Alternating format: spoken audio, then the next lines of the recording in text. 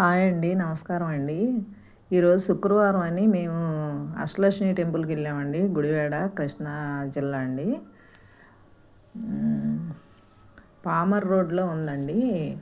గుడివాడకి bus స్టాండ్కి 3 కిలోమీటర్ల దూరంలో ఉందండి ఈ టెంపుల్. అష్టలక్ష్మి అమ్మవారండి. శ్రావణ శుక్రవారాలు, మామూలు శుక్రవారాలు కూడా బాగా విశేషంగా పూజలు జరుగుతాయండి ఇక్కడ. మేము అప్పుడప్పుడు శుక్రవారం వెళ్తామండి. ఈరోజు మా పాపను తీసుకుని వెళ్ళానండి నేను గుడికి.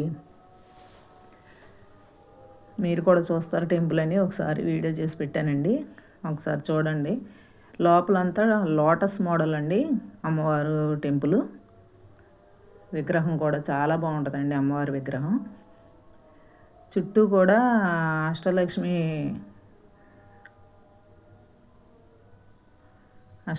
గుడి మొత్తం చుట్టూ కూడా శ్రీచక్రాకారంలో ఉంటుందండి.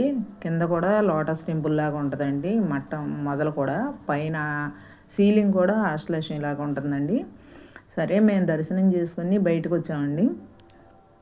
బయటకు వచ్చేటప్పటికి ఈ ఆవరణలోనండి రైట్ సైడ్లో ఆంజనేయ స్వామి గుడి ఉందండి. హనుమాన్ టెంపుల్ ఉంది. పైన 80 అడుగుల విగ్రహం అండి. హనుమాన్ టెంపుల్ పైన 80 అడుగుల విగ్రహం అండి. లోన టెంపుల్లో కూడా చాలా బాగుంటుందండి.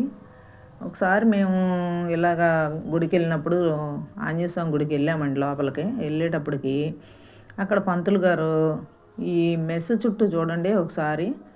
ఈ మెస్ చుట్టూ ఏవో బొండాలు కట్టి ఉన్నాయండి, వెండి కొబ్బరి బొండాలు కట్టి ఉన్నాయి, ఎండుకాయలు.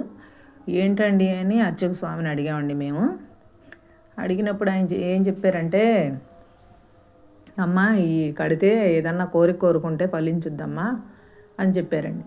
సరే అందరూ కడుతున్నారు కదా, మేము కూడా కడదామని చెప్పానని కాయ తీసుకొని కట్టామండి. మేము కూడా పూర్ణ ఫలం అన్నారండి దాన్ని. సరే ఆ కాయ తీసుకొని పంతులు గారికి ఇచ్చామండి. ఇస్తే ఆయన అష్టోత్తరం చేసి పూజలో పెట్టి అష్టోత్తరం చదివి మాకు ఆ కాయ ఇచ్చారండి. కట్టామండి. దాని మీద ఒక నెంబర్ వేసి ఇచ్చారు. ఆ మెస్కి మేము కూడా కట్టామండి. కట్టిన తర్వాత 16 రోజులు అయిన తర్వాత అమ్మ నాన్ వెజ్ తినమాకండి 16 రోజులని ఒక ఆంజనేయ స్వామి మంత్రం ఇచ్చారండి ఆయన. ఆ మంత్రం చదువుకోండి అమ్మ రోజునని చెప్పారండి.